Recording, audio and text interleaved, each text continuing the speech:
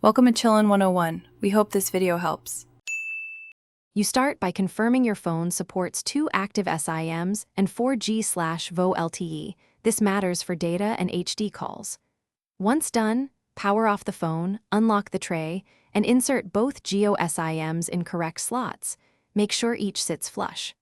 After insertion, power on and enter SIM PINs. You do this first because correct hardware placement and authentication let the system detect both carriers and let you move directly to network configuration without wasted steps.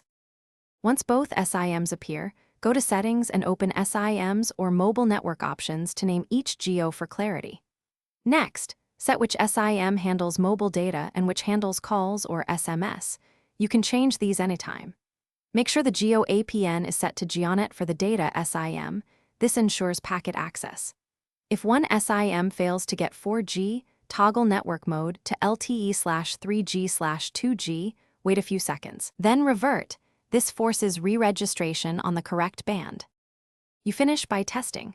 Place a call on each SIM, send an SMS, and open a web page to confirm data. If calls drop or 4G won't stick, enable VO LTE for the Jio SIMs in SIM settings because VO LTE often provides better voice and simultaneous data. Make sure to reboot after major changes. If something goes wrong, reset network settings or reinsert SIMs. That clears cached registrations. If persistent, contact Jio support. There may be provisioning issues on their end. Thanks for watching. Consider subscribing if we helped you.